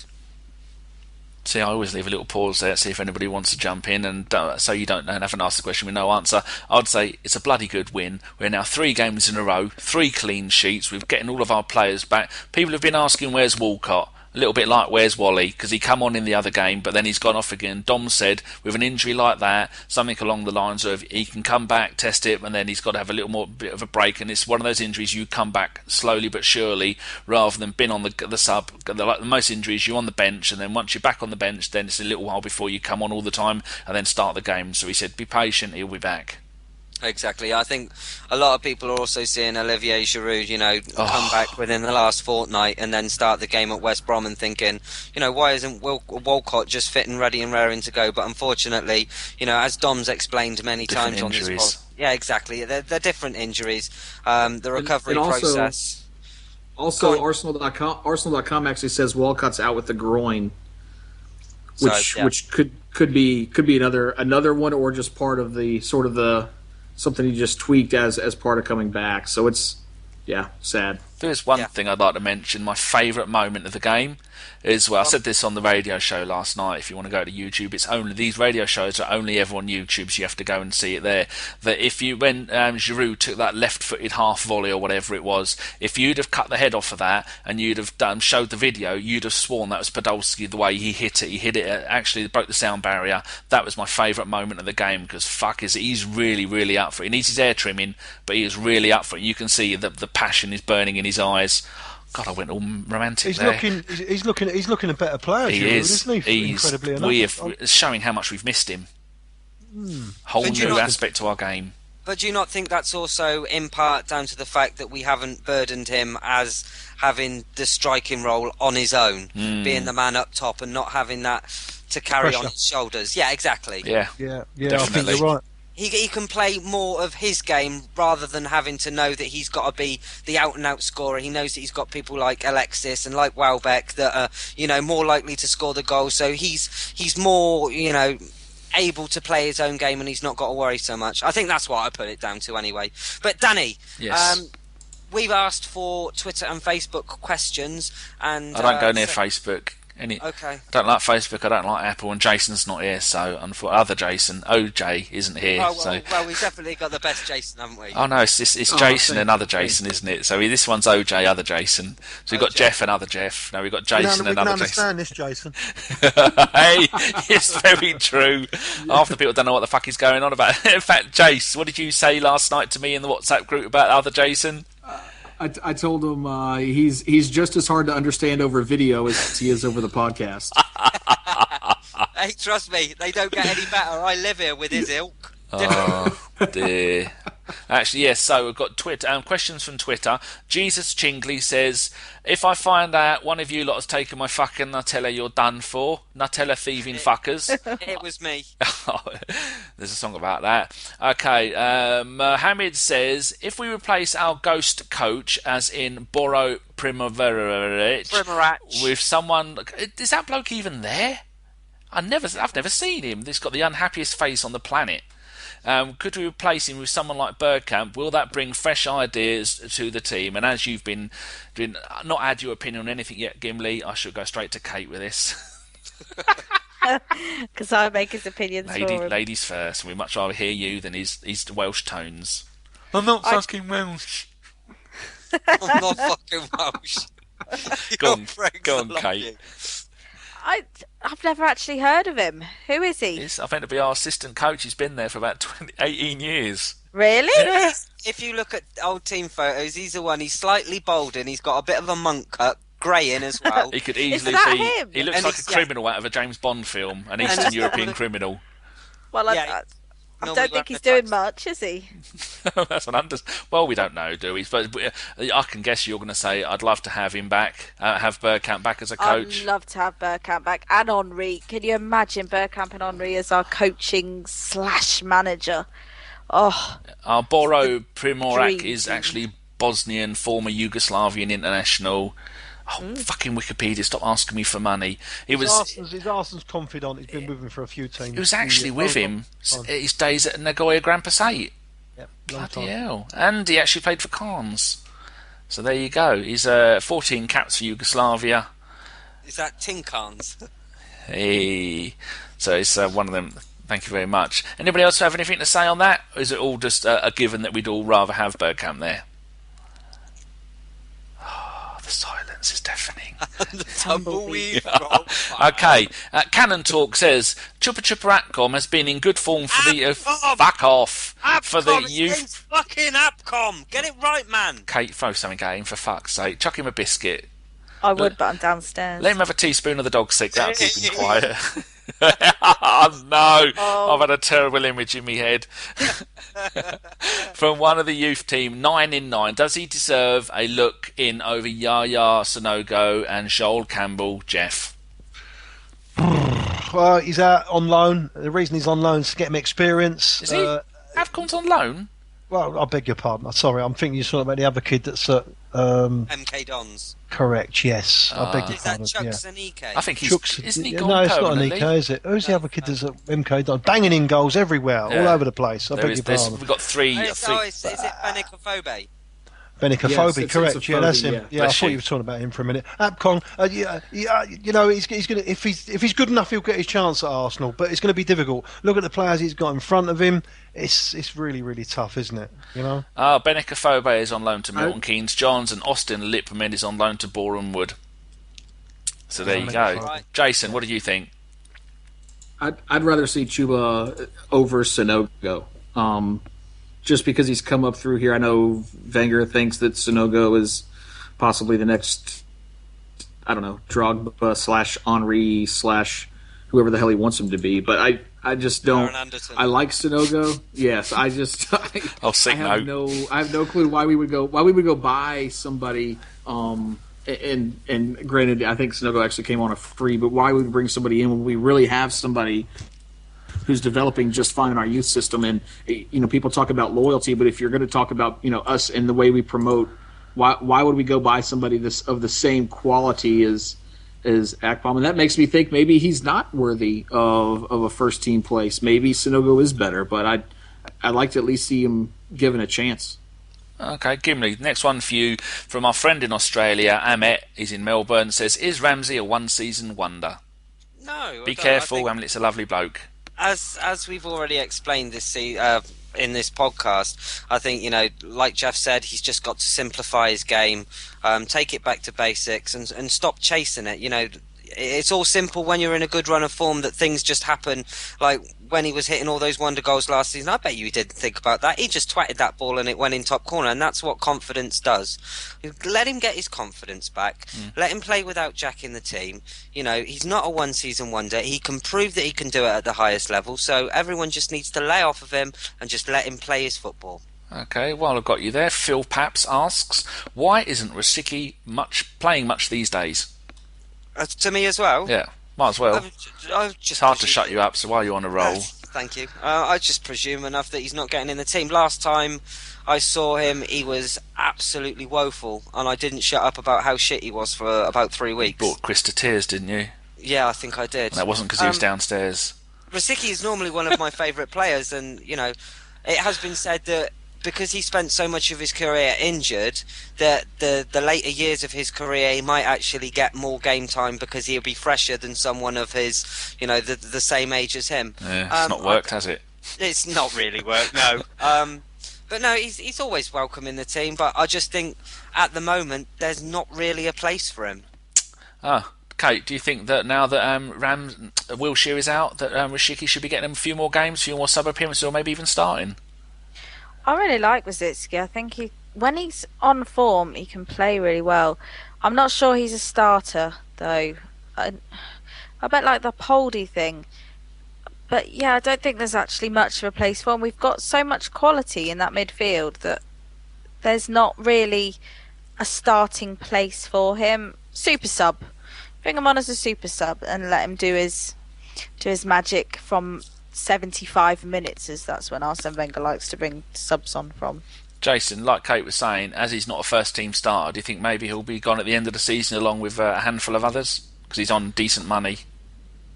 I don't know. I think, didn't he just sign a new contract like the year before last or this last off season? I think he's sort of one of those guys who's going to be. He's either going to go back to Dortmund if Dortmund offer him. I think he's going to stay here and retire. I don't think if Wenger is not seeing the flash in him anymore. And you know, last season we were all calling him Big Game Tom because he was showing up in the biggest fixtures and playing well. And the issue is it always comes back to this question every single year: is should he start or should he not? And I think he's getting to the point where he's probably lost a step in pace, and his ability to turn and run away from defenders was one of his biggest strengths. And if he's lost that step, it's going to be tough to see him getting valuable playing time in any game.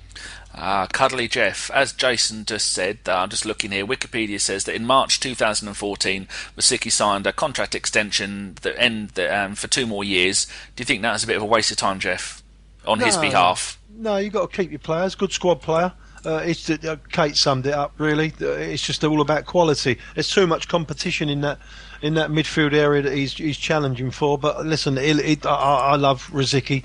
I think he's a fantastic player. Like you say, he's got that great pace. He's always looking to go forward with the ball. He never goes sideways or backwards. But I'll always love Rosicky because he keeps on scoring against Tottenham. Yeah, that's always maybe. Go on. Plus, I was just going to say, I think him, like Arteta, would be one of the players that I would like to see integrated into the coaching team after they finish their playing careers. Both of them have got a world of experience that, you can't turn your back on that. If you can think of passing that on to the younger players, to the next generation, the next crop, I think, you can't not have them in some kind of coaching capacity at the club. I mean, 186 games for Dortmund, 229 games for Arsenal, and 99 caps for, here we go, I'm not going to get this wrong, the Czech Republic. There you go, because last time I called it Czechoslovakia. Because if you remember the season that we signed him, he scored absolutely 2 cracking goals in whether it was a Euros or a World Cup. It might have been the Germany World Cup, and I was thinking to myself, fucking hell, we've signed a baller here. Well, in his first season for us, he scored 6. In his second season, he scored 7. So even as a bit part player last season, he scored 3. Right, shall move on from that one. And the next question is from Joe Giggs Curran the Fifth. Says, does Martinez deserve to keep his place when Woj returns? What do you think, Kate? Yes, 100%. I agree with you. Because I don't think you can when he's on his current form, you can't take him out of the squad. There's no reason to drop him. This is how, if I think from memory, Szczesny got his run when Almunia had come back after being injured, and as I'm sure that everyone, this is the same question: should Szczesny get a run when I just said his bloody name, Almunia's fit? And it's the same thing now. What do you think to that, Mr. Gimli? I was going to say, because Szczesny had a cracking season on loan at Brentford, did he not? He certainly did. Because they were all, because I was remember surprised seeing everybody. Yeah, because none of them could pronounce his name. They still just can't. knew that he was a fucking cracking goalkeeper. But I think you've got to take into the account Ospina. I don't think that you should overlook him, because there lies in another quality keeper. Hold one leg. Yeah, but if Szczesny's fit, Almunia's injured, and Martinez is fit, I'd plump with Martinez. I think he's done a fantastic job so far, and he would have my backing, as would anyone that puts on that shirt, 100%. Oh, that's good to hear. Jason? Szczesny or Martinez, correct? Yes. Gimli was so long-winded that I lost interest in turned the telly on. He comes on here and Back of the net. He big bollocks on us. Welcome to my world, Jason. Yeah. It comes on every pancake day and wants to demand that, Jim. What's going on here? No, I think you have to keep. I've always been of the thought that you need to play your players who are in form, and right now Martinez is in form. And when your goalkeeper's in form and you're keeping goals out of the net, then you got to keep playing them. Oh, jolly good. Geoff, last season we had what was the bloke we had on loan from Palermo, the goalkeeper, Almunia's double. That was the man who nobody remembers. I can't remember his name. Oh dear. Anyway, so we had him at the club, and it looked like, as Szczesny knew, he had someone pushing him and Fabianski. That Fabianski as well, wasn't he? Yeah, although Fabianski was injured a little bit. It looks like when Szczesny is pushed, he plays better. This season, Szczesny has been quite shit. Do you think having Martinez there was pushing Szczesny a little bit? And do you think Szczesny, he should keep his place over Szczesny, even though Szczesny's fit? He's highly rated, Martinez, with a goalkeeper. Are you in the toilet? We can't hear you. Oh, hello. Yeah? Sorry, hello. Yeah, that's he better. was on the John. He's looking for biscuits. No, certainly not. The headphones was upwards like Jay-Z. Oh, hey. No, Down he's with the highly kids. rated by the coaches, Martinez. Yeah. Should he continue? I mean, he hasn't put a foot wrong, to be honest with you. I think he's been sensational. Really calm and assuring. Everyone was a little bit scared at first to see what he was like, but even his kicking has been really great. His distribution, but you know what? At the end of the day, although he's had a good run, it is about experience, and I do think that Wenger will bring Szczesny straight back in as and when he's fit. Oh, jolly good. Right. Next question is, here we go. A little one that always titillates everybody. Dan, who is at Dan_Arsenal90, because if you just type in Dan, you won't find him. He says, dream signing scenario in January, name players in brackets. Who wants that first? Stick your hands up. Oh, Jason, go on then. I honestly have no clue. I know. Sorry, I'm just intriguing over here, busting Gimli's balls, and now I have no clue who to sign. Pretty much worthless as a podcast guest. Oh, dear. No, Anyone would think you hadn't been doing this for years. Yeah, I wouldn't. I think the one area that has to be addressed is defense and center back. I think if we're only going to make one, that's where I would like to see it, just to have a proper backup to Koscielny and Mertesacker, but I don't know necessarily who, because I actually have a job, and I actually can't watch European football all the time because I also have a wife who pulls me away from the TV if Arsenal are on. Who's busy putting up Christmas decorations, from what I saw. Correct. Done a damn fine job. Yes. Daddy said from the TV, go and drink some more milk like you prick. How about who don't we sign? Do you want Winston Reid of West Ham? No, I don't think we need to sign him. I would also. How about the Celtic bloke Van Dijk? No, I think the biggest thing you need to. It's like talking to a woman. You don't know what you don't want, but you do know what you don't want. Would you shut up and let me finish? Sorry. I'm trying to make a joke against Chris Carpenter here. Go! And you're ruining my rhythm. Cue Carpenter joke. Go. if you want to know who to sign, go ask Chris Carpenter because he has no life and all he does is watches football and knows every single player in France. So go ask your captain of the Barbican Pirates or the coach of the Barbican Pirates who we should sign. Because sadly, I don't know. I don't even try to speculate on who Wenger looks at because I do think he has a scouting system and I think that they try to find the most obscure player possible to bring in. And then we'll end up signing some guy with a broken back or with only like one leg or something. I see where you're going there. Last night when we did the YouTube live thing, me, Jason, and Chris, the other Jason, Welsh Jason, we all had our webcams. So if you go and watch that on the YouTube, you'll be able to see us. And one of the first comments was, "I didn't know Jesus was a gooner." I've got an update on the Pirates. I understand that they've just signed Kim Jong-il on a Bosman. Oh, another pop-up pirate. That's all we fucking need. Right, Kate, have you got any idea you'd like to see join us in January? Go a little bit crazy if you want, because I know the fumes from the dog sick is not doing you any favours. Oh, don't. He's disgusting. He ate it all back up. There's Yum, nothing yum, to yum, smell. yum, yum. I'd love Edison Cavani. Morgan Schneiderlin, possibly. I don't want Tyrone Mings, because let's see why we should want an Ipswich player playing for Arsenal. Yeah, you tell that to Paul Mariner. Oh, there's one for the dads. Brian Talbot. Oh, and again. Hey, Geoff. Yeah, good Certainly player. is. Noddy, mate. He was a good player. Hey, anyone who would you like to see us snap up in January? I don't know. I'll pass on that Oh, one. for I fuck's think, sake, I don't know why I think it's the best thing I pass on that. It's not. It wouldn't be fair, would it, mate? You know, whoever I say, they're going to think that's it. Oh, we're signing him. Blah blah blah. Oh God, I forgot about which is that. not true. I think that we might have to wait till the summer. I'm not sure that he's going to just take another punt again. He might take a punt on a young centre back. That's you know what? I can't say any more than that. Let's leave it at that for now. There's that because I know he's said that he's not going to buy anyone, but I heard along the grapevine that he's going to go for that Chinese centre back called fucking no one. Well, I would actually like to see us maybe, because Mvia is on loan at Inter Milan, he's doing fuck all there, maybe get him on loan, see if he's worth keeping, because he was good when he's first breaking through in Ligue 1. There you go, Chris, that's one for you cheeky monkey.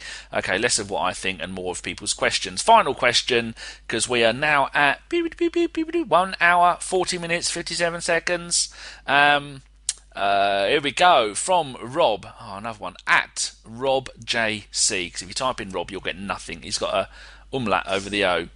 So 2012. He says, would any of the podders want to see Thierry Henry back playing for the rest of the season and or just coaching role once he's retired? Gimli. Hell no, should he be back in the team playing? No. Again, it's another one of those things. You come back and, you know, he can easily ruin a legacy when all the fans think so fond of him. However, as in a coaching role, I would probably give my left testy to have him back at the club in a coaching capacity, without doubt. And I think that's what will happen. We can't. I put out a tweet this week.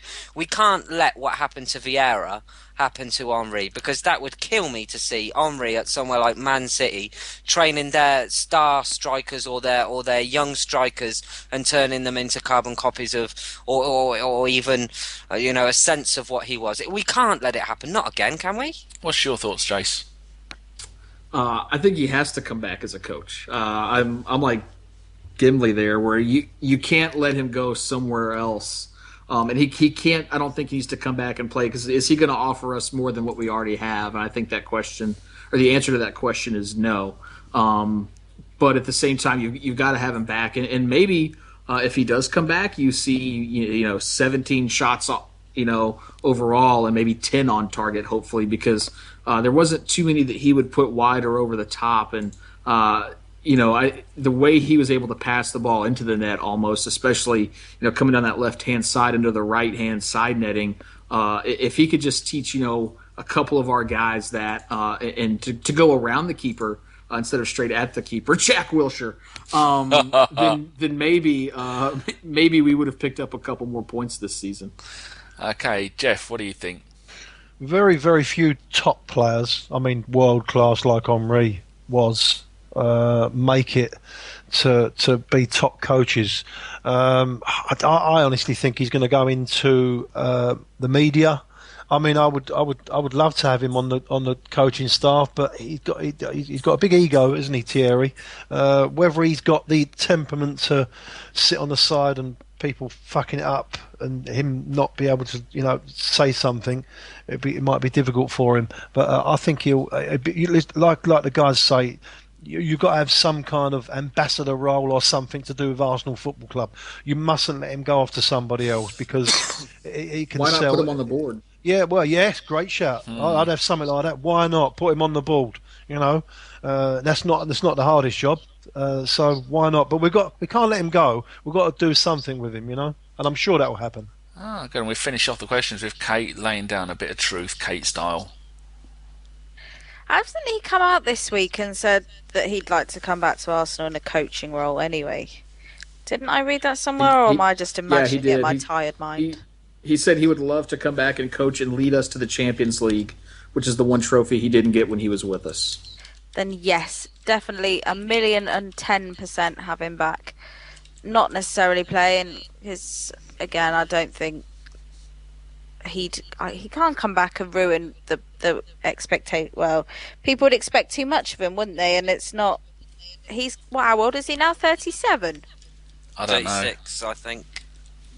But yeah, he has to come back in definitely a coaching role of some sort, not to play. I don't know. They could always register him as a player and stick him on the bench in case we needed something a bit extra. I think we should break the bank, give him whatever he wants, because the amount of enthusiasm that he's going to give to the club, I'd get him, I'd get Wrighty, I'd get Vieira, I'd get them all back, Keown, Dixon, get them all back and try and rebuild this club with a little bit of passion from people who know how it's done. Those wise words, Gimli. Back to you, my little one. Thank you very much. See, this was a good question that I put out on Twitter this week. If you could have any of the ex-Arsenal legends back, in what positions would you fill them? So you would have a manager, an assistant manager, and a youth team coach. So you could have 3. Now, which 3 of the legends would you have back? I'll ask you boys now quickly, right? And then it's going to be a question for next week. So I want you guys to message us which 3 you'd have in what position, or in what roles at the club, and the best ones I'll read out next week when I ask next week's guest. As in manager, assistant manager, and head coach. Yes, and who's next week's guest, Danny? A little Swedish legend. It's someone that used to play for us, wasn't it? I've actually spent half hour talking to him once. I'll bore you all with that next week. I love him. Stefan Swartz. Nearly. No, you're close. You're good, but it's not right. Oh, I don't know. Anders Limpar. Oh, him. Oh, that's fucking wonderful man. Yes. Could do with him now. I'll tell you. Bloody could do. Whizzing up and down that ring. Yes. Well, but we'll get his answer as well. I think that's going to be something very interesting for next week. But we'll round that off then, and we have a small matter of the Predictions League. Henri's 37, by the way. Yes. Which Kate is taking over now, because Danny got the arse with it. How dare you?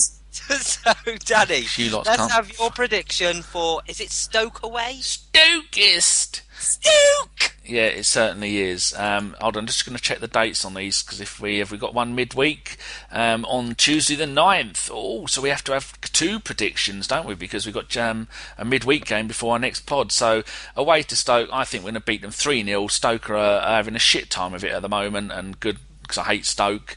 And I think the first goal scorer is going to be Sanchez, because that's obvious. And then the next game is on Tuesday, away at Galatasaray. I think we're going to beat them 4-0, because they are dog shit. They lost 4-1 home and away to Dortmund. We just beat Dortmund, so logically we should beat them 6-1. So I'm going to say 4-1 against Galatasaray. First goal scorer is going to be Giroud. Okay, fantastic. Kate? Stoke, I think I'm useless at these predictions. Mine is going to be 3-0 and Welbeck. And Galatasaray 4-0 Sanchez. Oh, look at you. See, you're all right now. No, you're running it. You could win the thing. You could fix it. I've been trying to fix it for 2 years. Geoff gave me 500 quid to let him win. Seriously, you tried to fix it. You still came fucking last. I did come last. And then last game of the season, we all sewed Gav up, so he'd finished 4th. Everyone changed their predictions, so he'd do it. Great he's not days. listening to this. Geoff, will you be. next. Yes, Stoke, I think we'll win 2-1. Alexis is the goal scorer. And Galatasaray, I think we'll win 2-0. Alexis is the goal scorer again. See, you got to pull your socks up, mate. You're like sixth. I'm lagging behind. Yeah, you know what it is. You know when you're a champion, you just don't. It's hard to get up for the next season, isn't it? That's the problem. You're right, what you are is a one-season wonder. Well, because I got the ump with you lot fucking me around with the scores, I've not updated it since the Burnley game. That's how far back. That's 5 games I've missed because you lot can't fucking put down. I say to people, Arsenal, first of all, home team score and then the away team, and I get Arsenal 3-1. I'm thinking, or just 3-1 and then the player's name. Then I go, that's the wrong way round. And then if you lot can't do it properly, I'm not playing the game. Plus, no one ever bloody lets me know. Geoff sends it by carrier pigeon, 3 of which got eaten. Poor old speckled Jim. See, Danny's the one that they all play Cluedo at Christmas, and he gets the arse on because he's losing. He flips the board up and fucking skulks off. Jason? Yeah, I'm going to say 3-0 at Stoke, and I'm going to say Giroud is the first goal scorer. There's no D on the end of that. Come on, man. Giroud. That's it. I keep saying Girard. You ass. There is an S on the end of ass, Danny. Thank you, Jason. You like how I did that? A D. And then Galatasaray, I'm going to say 1-0 to the Arsenal, and I'm going to say Mertesacker off a set piece, and I'm going to say 7 flares thrown on the pitch. Are we doing a flare prediction for that game? Anybody? We'll get other Geoff to do a heat map again. I'm going 4. 4. 4 flares. 4 flares. Okay, I'm going for the Stoke game. I'm going 1-0, and I'm going to go for Aaron Ramsey because I believe. And for Galatasaray, I'm going to go for 3-0, and I'm going to go for Alexis.